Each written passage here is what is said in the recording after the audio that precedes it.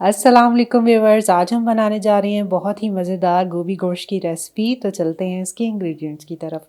सबसे पहले मेरे पास यहाँ पे गोभी है, 1.5 किलो गोभी ली थी मैंने, जिसको मैंने काट के धो के अच्छे से खुश कर लिया और ये अब यहाँ पे मौजूद है। यहाँ पे मैंने लिया है चिकन, ये मैंने आधा किलो लिया है। आप मिक्स पीसेस ले लें अपनी पसंद से, आप जैसा भी चिकन इस्तेमाल करना चाहें कर सकते हैं। यहाँ पे मैंने 2 अदद बड़े प्याज लिए हुए हैं, इनको मैंने काट लिया है।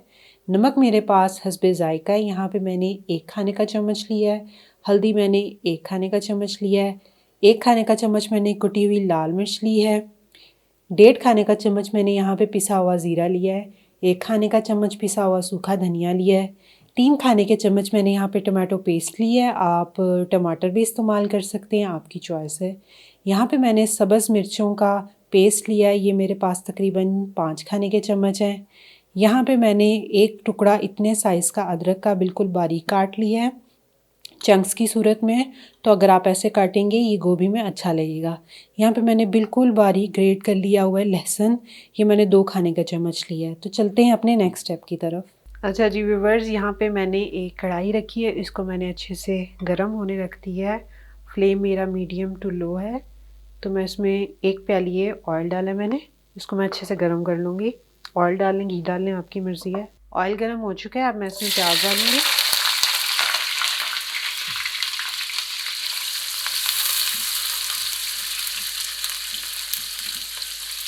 ये चम्मच हिलाकर हम इसको अच्छे से खोल लेंगे सारे प्याज को, ताकि ये इक्वली सारे का सारा फ्राई हो जाए। तो बस ऐसे हल्का सा गोल्डन होने तक हमने फ्राई करना है।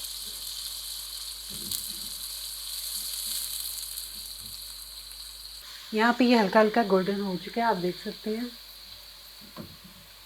तो अब मैं इसमें जो लहसुन है वो डाल दूँगी। एक बार हम इसको जल्दी से हिला लेंगे।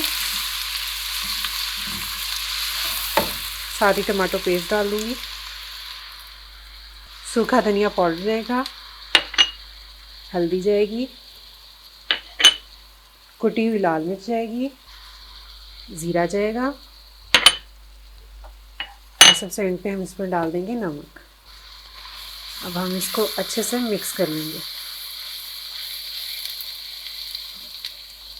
थोड़ा सा मैं इसमें पानी डालूँगी।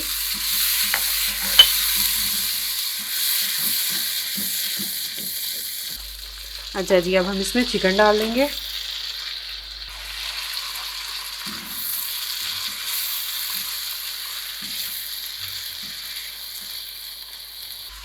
अच्छा जी, आप देख सकते हैं अच्छे से भुन गया ये हमारा मसाला, काफ़ी हद तक खुश हो गया है।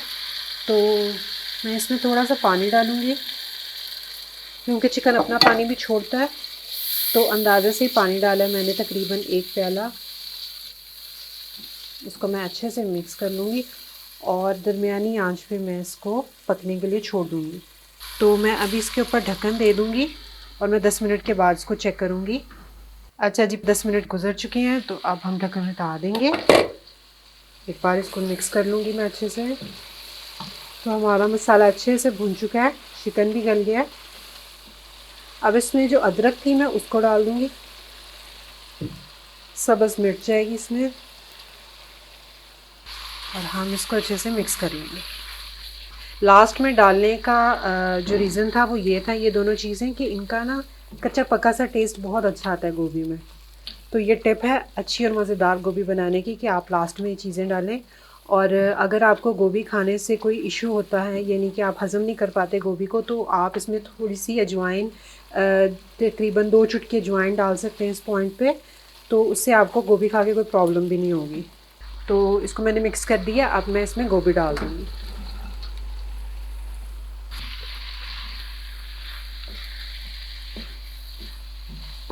अच्छा जी, इसको मैंने अच्छे से मिक्स कर लिया। तो जो चिकन था उसको मैंने ऊपर कर दिया और गोभी को मैंने नीचे कर दिया।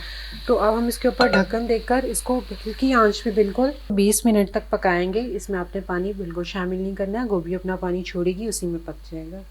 अच्छा जी व्यूअर्स, 20 मिनट गुजर चुके हैं, अब मैं ढक्कन हटाने लगी हूँ। तो हमारी गोभी बहुत अच्छे से बन चुकी है। अच्छा जी, अब एक बार हमने इसको इस तरह से पकड़ के हिला देना है, क्योंकि गोभी बहुत सॉफ्ट होगी। अगर हम चम्मच हिलाएंगे इसमें तो ये टूट जाएगी, तो हमने तोड़नी नहीं है। बस इस तरह से एक आध बार आपने इसको मिक्स कर लेना। तो मैं आपको गोभी दिखा दूँ, ये अच्छे से गल चुकी है, ये देखिए।